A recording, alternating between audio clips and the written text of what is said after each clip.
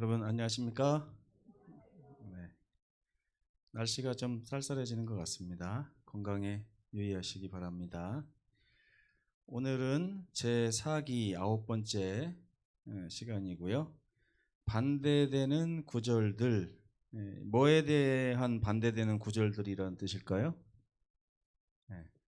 영혼 불멸에 대한, 영혼 멸절에 대한. 그렇죠. 성경은 사람이 죽고 나면 소멸한다고 가르치는데 어떤 성경절들을 이렇게 보면 그렇지 않은 것처럼 보이는 그런 성경절이 있습니다. 이것 때문에 이제 교리적인 논쟁이 있을 수 있고요. 서로 자기가 믿는 것이 맞다고 이제 하면서 다툼이 일어날 수도 있는 것이죠. 그래서 이번 주에는 성경의 사람의 죽음에 대해서 성경이 가르치는 사상과 약간 다르게 보이는 그런 성경절들을 우리가 어떻게 이해해야 되는가 하는 것을 좀 살펴볼 텐데, 이것이 설교를 두 번 이렇게 나눠서 할 수 있는 내용이 아니라 한 번에 해야 될 내용이라서 금요일 날 제가 말씀을 드릴 것입니다. 그리고 오늘은 그 안식일 소지에 보면 이 교리적인 논쟁이 있을 때에 정말 중요한 가르침을 이제 바울이 이야기하고 있는데, 그것에 대한 말씀을 첫 번째 시간으로 이렇게 준비를 했습니다. 바른 교훈과 천사의 말이라는 주제고요. 성경 주제절은 요한복음 5장 39절이 기억절입니다. 한번 같이 읽어보겠습니다. 시작. 너희가 성경에서 영생을 얻는 줄 생각하고 성경을 연구하거니와 이 성경이 곧 내게 대하여 증언하는 것이니라. 언뜻 보면 이 말씀은 오늘의 주제하고는 좀 거리가 있는 말씀처럼 보입니다. 그런데 가만히 보시면 예수님께서 뭐와 뭐를 지금 대비하고 있냐면 영생과 예수님을 비교하고 있어요. 영생과 예수님. 이게 무슨 말이냐면 우리가 얻고자 하는 것이 영생, 그렇죠? 그런데 성경이 영생을 이야기하잖아요. 그런데 성경이 영생을 이야기하는 것이 아니라 사실은 누구 이야기를 하고 있는 거라고요? 예수님의 이야기를 하고 있는 것이라고요. 그럼 여러분들이 이제 영생에 관한 진리를 누구에게 전하려고 할 때 내가 깨달은 영생은 이겁니다. 내가 알고 있는 성경은 이런 내용이에요. 그러면서 막 얘기할 수가 있어요. 그런데 예수님께서 이 말씀을 통해서 우리에게 하시는 말씀이 뭐냐면 이 성경의 가르침이 누구에게서 나왔느냐? 누구에게서 나왔어요? 예수님에게서부터 나왔다는 거예요. 그러면 우리는 누구의 말씀을 전하는 것입니까? 예수님의 말씀을 전하는 거예요. 그렇죠? 여러분 이간질이라는 말 아십니까? 이간질? 네. 여기 우리 박종수 장로님하고 송명숙 집사님이 뭐 젊지는 않지만 깨가 쏟아지는 가정이라고 제가 알고 있습니다. 네. 항상 행복하시고 서로를 사랑하시고 아껴주시는 그런 가정인데, 송명숙 집사님이 저한테 목사님 저기 있는 우리 남편한테 가서 물 좀 떠오라고 좀 말씀 좀 전해 주십시오. 이렇게 했어요. 근데 제가 가가지고 이렇게 말하는 것입니다. 장로님 물 떠오랍니다. 장로님이 그 말을 듣고서 누가요? 집사님이요. 그랬더니 기분이 나빠진 거예요. 기분이. 바빠 죽겠는데 이 사람이 왜 물을 떠오라고 그래? 못 떠온다고 하셔. 제가 다시 가가지고 송명수 집사님한테 집사님 장로님이 못 떠온다고 하셔 이렇게 말씀하셨습니다. 이게 어떻게 돼요? 이렇게 되면 만약에 제가 없이 두 분이 대화를 한다면 어떤 대화가 오갔을까요?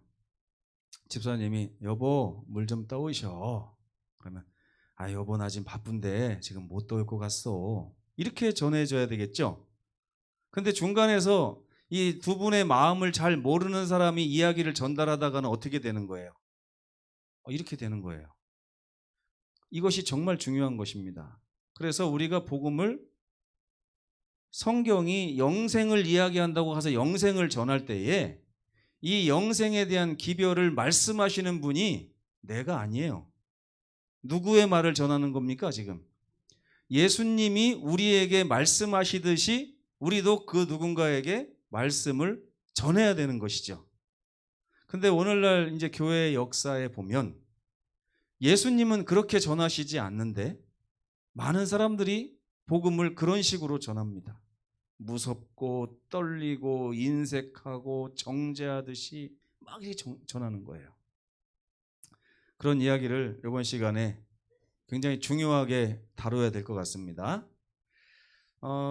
디모데후서 4장 2절로 3절에 보면 사도 바울이 사랑하는 제자 디모데에게 이런 당부를 합니다. 한번 같이 읽어보겠습니다. 시작. 너는 말씀을 전파하라. 때를 얻든지 못 얻든지 항상 힘쓰라. 범사에 오래 참음과 가르침으로 경책하며 경계하며 권하라.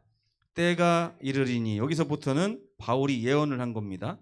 때가 이르니, 시작. 때가 이르리니 사람이 바른 교훈을 받지 아니할 것이라. 분명히 옳은 소리를 전하는데 어떻게 할 때가 올 거라고요?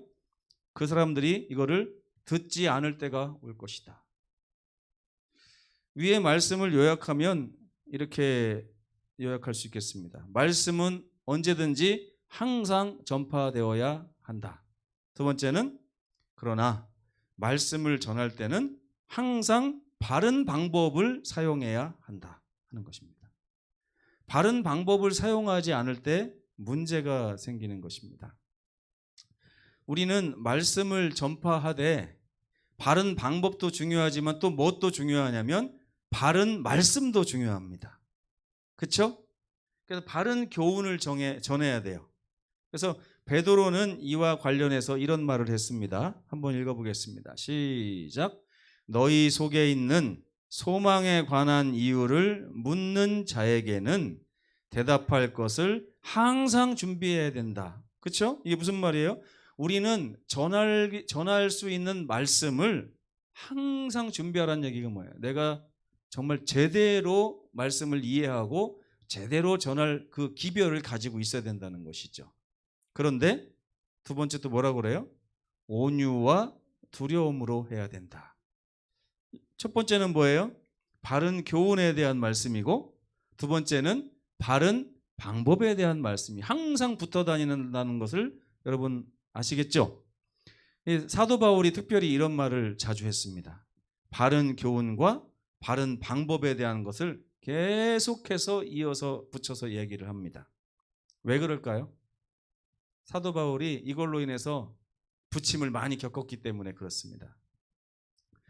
우리는 성경을 통해서 우리가 믿고 전하는 것을 분명히 알고 이해하고 있어야 돼요. 언제 누군가에게 전하게 될지 모르니까 늘 말씀을 전하기 위한 준비를 하고 내가 가진 소망에 대해서 나눌 준비를 하고 이렇게 해야 되는 것입니다. 근데 이제 오늘 이 국가에도 보면 다른 이해들이 있어요. 반대되는 것처럼 보이는 구절들이 있고, 그러다 보니까 어떤 사람은 성경을 이렇게 이해를 하고 어떤 사람은 성경을 이렇게 이해를 합니다. 제가 여기 오기 전에 전라북도 진안에서 목회를 했는데 그때 어떤 분들이 이렇게 교회를 방문했어요. 누구시냐고 했더니 여호와의 증인이라고 그래요.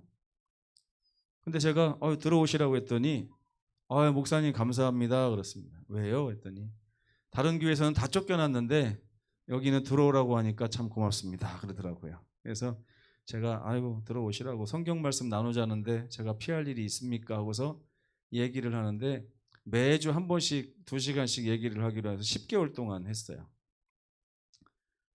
근데 10개월 동안 하는데 간격이 좁혀지지를 않아요. 간격이. 그 사람들은 신명기 6장 5절만 달달달달 외워가지고 하나님은 한 분이시라 이거예요. 하나님은. 그래서 제가 성경에 보면 아버지와 아들과 성령의 이름으로 침례주라고 하고, 또 스가랴서에 보면 만군의 여호와께서 나를 보내셨는데, 그러니까 만군의 여호와께서 나를 너희에게 보내셨는데 나도 만군의 여호와다, 이런 말씀도 있어요. 스가랴서에. 이런 말씀을 다 10개월 동안 전했는데 이분들하고 저하고 마음만 상했지 이게 간격이 좁혀지질 않는 걸 보면서 이 바른 교훈과 바른 방법이라고 하는 측면에서 저도 고민을 하게 된 것입니다. 근데 이제 그분들이 뭔가를 실수했냐면 이 이사야 28장 13절의 말씀을 간과했어요. 근데 제가 이 말씀도 드렸는데 받아들이려고를 안 하더라고요. 이 말씀에 이렇게 써 있습니다. 여호와께서 그들에게 말씀하시되 경계에 경계를 더하라. 말씀을 연구할 때는 경계하고 또 경계하라는 거예요. 왜요? 내가 잘못 이해할 수 있는 여지가 얼마든지 있으니까 잘못 이해하지 않도록 하기 위해서 경계하고 또 경계하라는 것입니다. 그 다음에 교훈하고 교훈을 더하래요. 근데 여기 제가 점점점 해놓은 이유는 이게 얼마나 중요한지, 제가 공간이 없어서 점점점을 해놨는데 그 말씀 읽어보면요, 경계에 경계를 더하며 경계에 경계를 더하고 교훈에 교훈을 더하며 교훈에 교훈을 더하고, 이렇게 써 있어요. 얼마나 중요한지 아시겠습니까? 내가 성경 말씀을 삐뚤게 이해할 여지가 있으니 정말 정말 조심해야 된다라고 하나님께서 당부하시는 장면이에요. 어떤 분들은 자기 지혜를 믿고 이 말씀을 보니까 이게 진짜 내가 생각하는 게 진리구나. 얼마 전에 어떤 장로님이, 여러분도 아시는 장로님이시지만 계시록의 맨 마지막에 1290일, 1335일 이런 예언이 있는데 갑자기 저를 부르더니 이게 1290일 다음에 1335일을 더해야 된대요. 그렇기 때문에 예수님이 오시려면 아직 1300년 이상이 최소한 남았다. 그러면서 자기가 그 깨달았다고 하면서 갈 때마다 그 말씀을 하시더라고요. 근데 여러분, 그렇게 하면 안 돼요. 경계에 경계를 더하고 경계에 경계를 더하며 교훈에 교훈을 더하고 교훈에 교훈을 더해야 할 정도로 말씀을 이해할 때는 조심하고 또 조심하고, 내가 지금 믿고 있는 것이 혹시 잘못되지는 않았을까 늘 기도하며 하나님 앞에 서 있어야 되는 거예요. 그냥 속단하시면 안 됩니다. 안식일날 이거 해도 되는데요? 성경 말씀 보니까 아니에요. 경계에 경계를 더하며 교훈에 교훈을 더하여 말씀을 더 자세히 살펴봐야 됩니다. 그렇게 말씀하시지 않았을 수 있잖아요. 그렇죠? 그러면서 또 뭐라고 하시냐면 한 곳에서 다 이해하려고 하지 말고 성경 두루두루 여기서도 조금 저기서도 조금 이렇게 해라. 이렇게 해야만 너희가 가다가 뒤로 넘어지기도 하고 부러지기도 하고 걸리기도 하고 붙잡히기도 할 것이다. 만약에 우리가 이렇게 하지 않으면 뒤로 넘어지지도 않고 부러지지도 않고 걸리지도 않고 붙잡히지도 않게 되면 어떻게 될까요? 자기 혼자 교단 하나 세워야 돼요. 결국에는 자기가 믿는 것을 스스로 세뇌됩니다. 내가 믿는 걸 가지고 내 자신을 세뇌를 시켜가지고, 처음에는 예전에요, 그 원주에 그 홍영선 집사가 있었어요. 이분이 말씀을 연구하다가 이스라엘 백성들이 광야에서 먹은 음식이 뭔가 봤더니 볶은 곡식을 먹었더라고요. 왜? 광야에서는 음식이 상하니까 다 볶아가지고 갖고 다녔단 말이에요. 근데 이분이 말씀을 연구를 굉장히 많이 하시는 분인데 경계에 경계를 더하지 않고 교훈에 교훈을 더하지 않았어요. 나중에 어떻게 결론이 갔냐면 볶은 곡식을 먹지 않으면 구원을 얻지 못한다, 이렇게 돼요.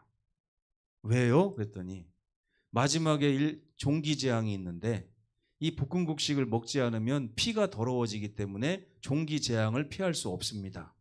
종기재앙을 피하지 못했다는 얘기는 하나님 백성 아니라는 뜻입니다. 이렇게 돼버린 거예요. 그래가지고 몇십 년 만에 그분이 갔더니 도사가 돼 있어요. 자기 자신이 믿는 거를 가지고 스스로 세뇌가 됐어요. 여러분, 이거는요, 성경을 조금만 더 경계를 가지고 읽고 교훈을 가지고 읽고 여기서 조금 저기서 조금 하면서 비교해 가면서 읽었으면 금방 볶음국식이 전부가 아니고 구원에 있어서는 더 중요한 게 있다는 것을 깨달았을 것입니다. 근데 그는 그렇게 하지 않았어요. 그러다 보니까 뒤로 넘어져야 될 때 넘어지지 않았습니다. 부러져야 할 때 부러지지 않았어요.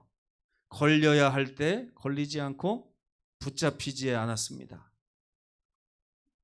많아요. 이상구 박사님도 그동안 얼마나 사랑의 기별을 많이 전했습니까?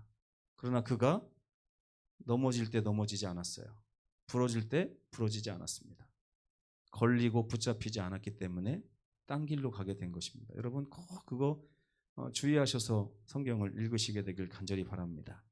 중요한 것은 우리가 믿고 전하는 것을 분명히 알고 늘 대답할 것을 준비해야 된다는 거. 언제 어디서든지 뭐 할 수 있도록 내가 알고 있는 진리를 전할 수 있도록. 그래서 하나님께서 나의 마음을 주장하셔서 내가 바른 것을 전할 수 있게 도와주시기를 늘 구하셔야 됩니다. 그렇죠? 근데 여러분 사도 바울이 한 가지 특별한 경험을 가지고 있었어요. 고린도전서를 좀 읽어보시면 2장에 이 말씀이 있습니다.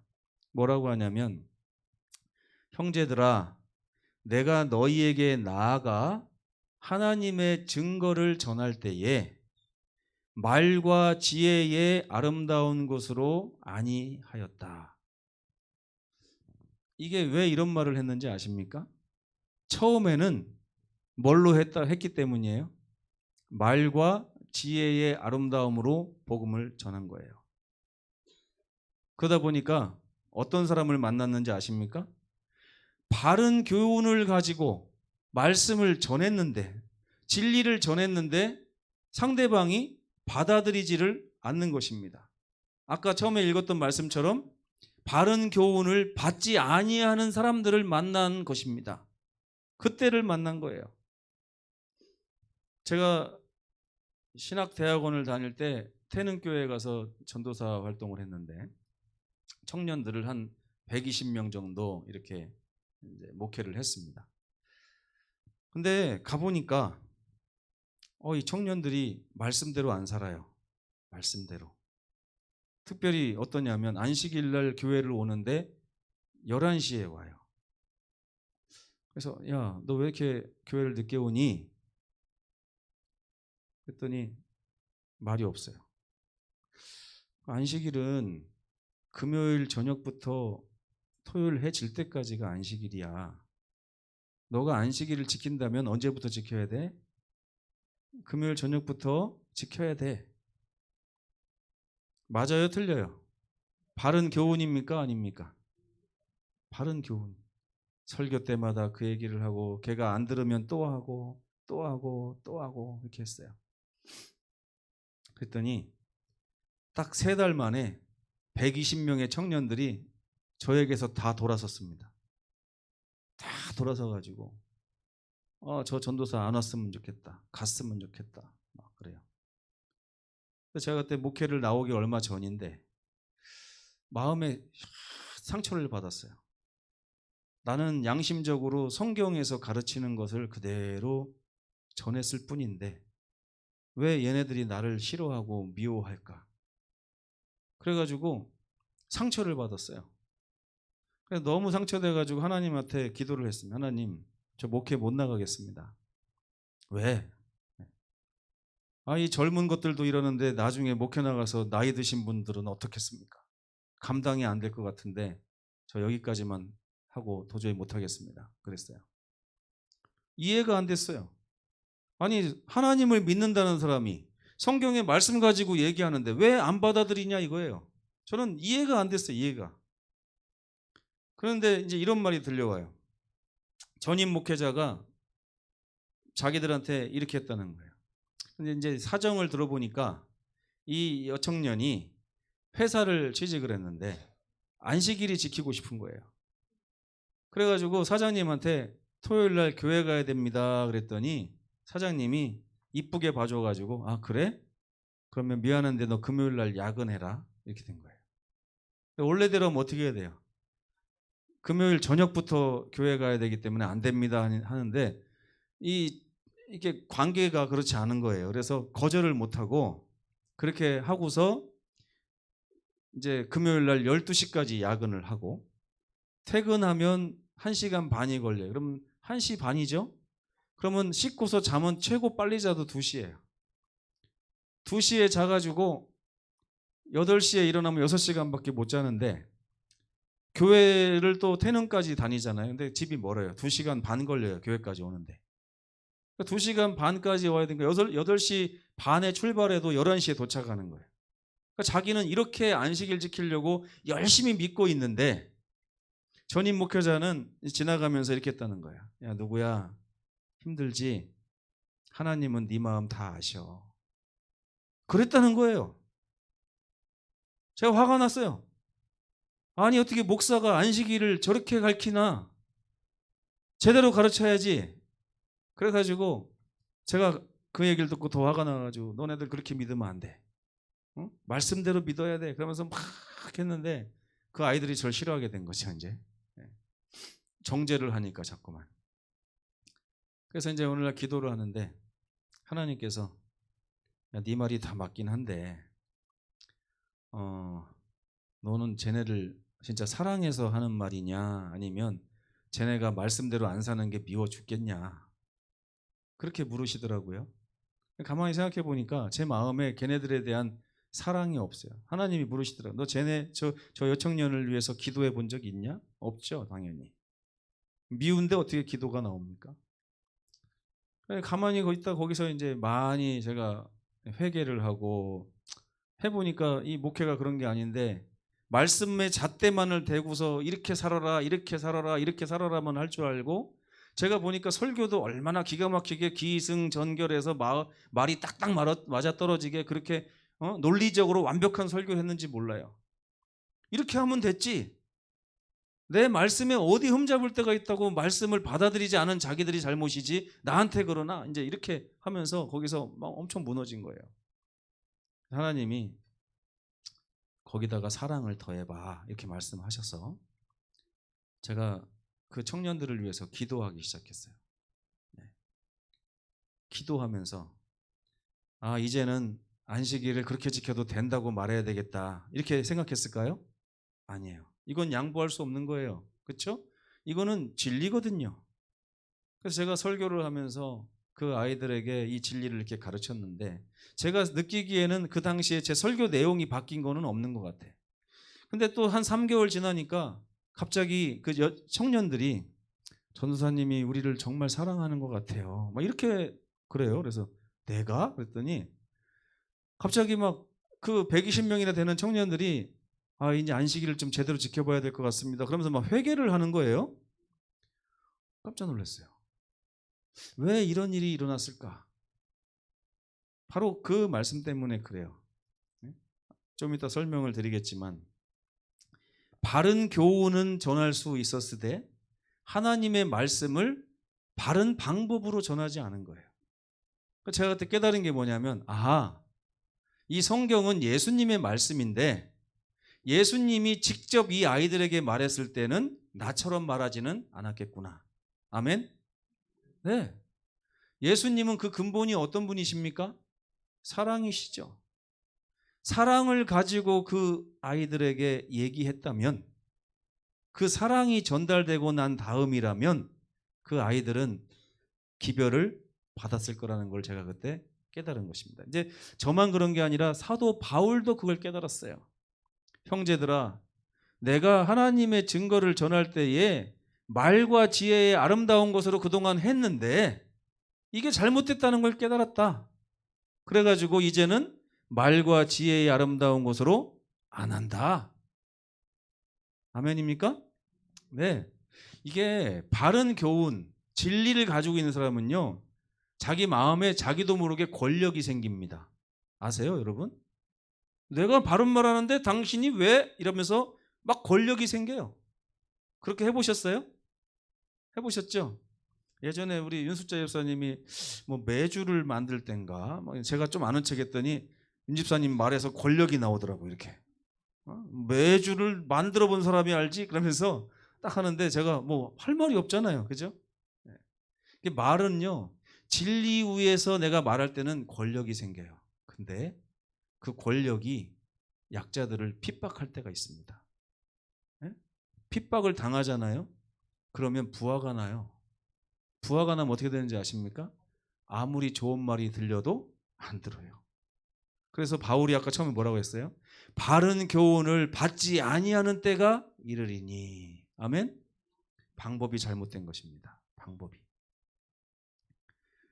잊지 말아야 될 것은 성경의 말씀은 모두 예수님의 말씀이라는 사실이에요. 우리는 예수께서 말씀하시듯이 그분의 말씀을 전해야지, 예수님이 하지 않는 것처럼 내 생각 가지고서 아까 박정소 장로님한테 물 떠오래요 이렇게 전하면 안 듣습니다. 뭔가 이간질이 되는 거, 나도 모르게 하나님의 말씀을 이간질하고 있는 거예요. 하나님은 사랑이신데 우리는 그 사랑으로 복음을 전하지 않는 것입니다. 거기서 문제가 생기는 거예요. 그래서 바울이 이런 말을 합니다. 심지어 고린도전서 13장 1절 시작. 내가 사람의 방언과 천사의 말을 할지라도 사랑이 없으면 소리나는 구리와 울리는 꽹과리가 되고. 아시겠어요, 여러분? 천사의 말을 해도 그 말은 울리는 꽹과리 소리와 같다고 하나님이 평가하시는 것입니다. 제가 그때 울리는 꽹과리였다는 거예요. 어떻게 안식일을 11시부터 지키나? 울리는 꽹과리란 얘기입니다. 왜 이걸 받아들이질 않아? 금요일 저녁부터 안식일 지켜야지. 울리는 꽹과리란 얘기예요.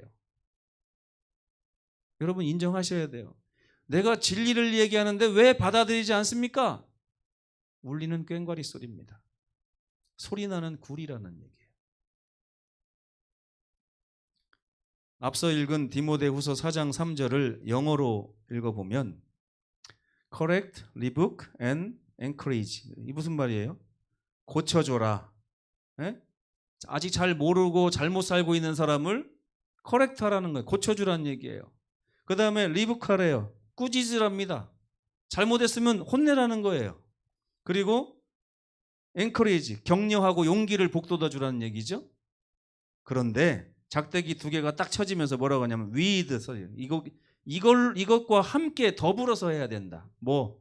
첫째는 great patience, 뭡니까? 대단한 인내심. 아주 오래 그 사람을 참아주고 용서해주면서 이렇게 하라는 거예요. 아멘?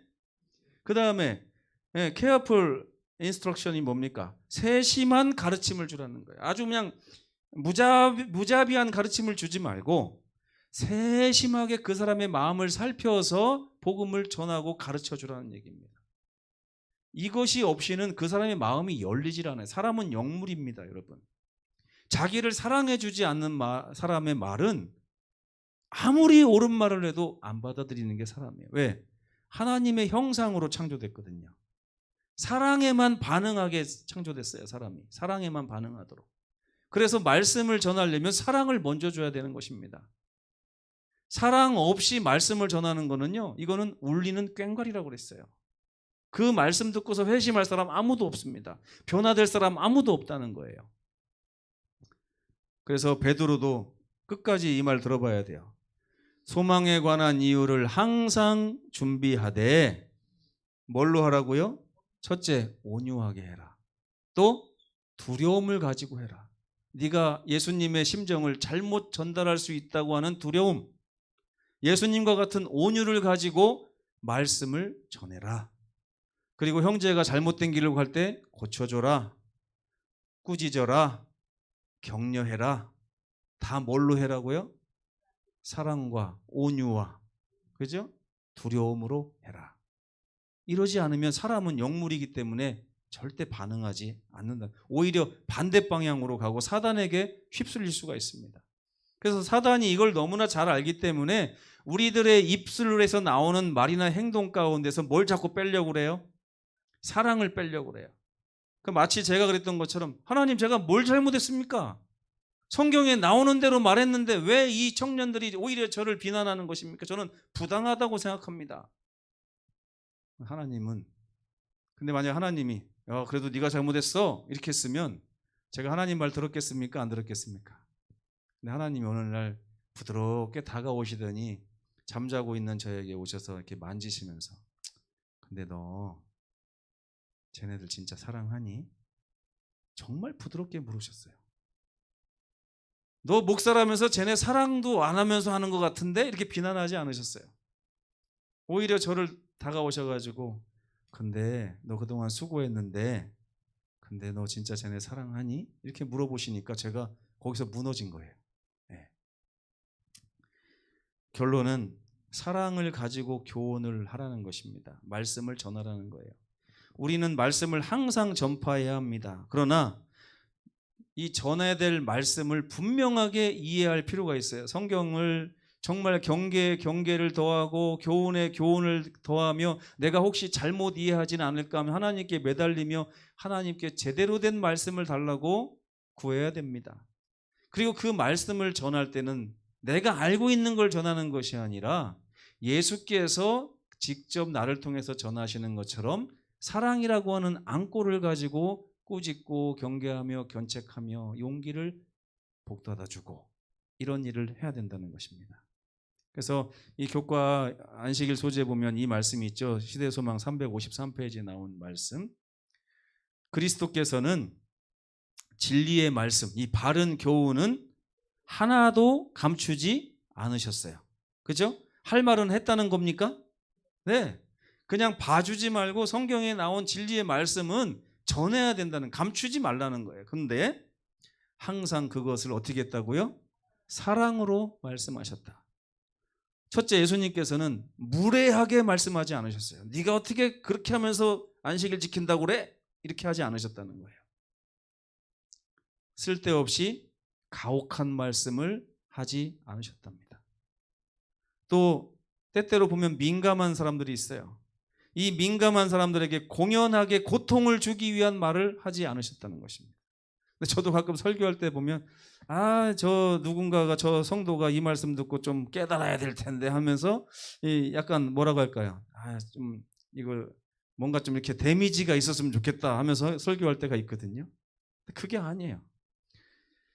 그는 인간의 약점을 비난하지 않으셨다. 네, 여러분, 이 바른 교훈은 너무 중요하지만 더 중요한 것은 그 바른 교훈을 전할 때 천사의 말과 같이 이 사랑이 필요하다는 거예요. 네. 여기 천사의 말은 아까 나온 천사의 말하고 다른 겁니다. 제목의 천사의 말은 우리가 이 말의 아름다운 것도 필요하지만 사실은 마음으로부터 그 형제를 사랑하고 아끼는 마음으로 예수님이 그 형제를 대하듯이 오래 기다려줘야 돼요. 내가 이게 성경 말씀을 왜 오늘 인정 안 합니까? 하고 막 윽박지를 게 아니라 하나님, 우리 집사님이 이 말씀을 아직 마음에 받지를 않는데 하나님 도와주십시오. 제가 하나님이 도와주실 때까지 기다리겠습니다. 그래서 저 형제가 그 잘못을 깨닫고 안식일을 금요일 저녁부터 지킬 수 있게 좀 도와주십시오. 제가 이렇게 했어요. 그때 그 청년들이요, 금요일날 저녁 때 교회 오기 시작했습니다. 전도사님, 저 직장 그만뒀어요. 왜? 안식일 지키려고요. 나 때문에 그런 거야? 아니에요. 하나님이 이렇게 말씀하셨어요.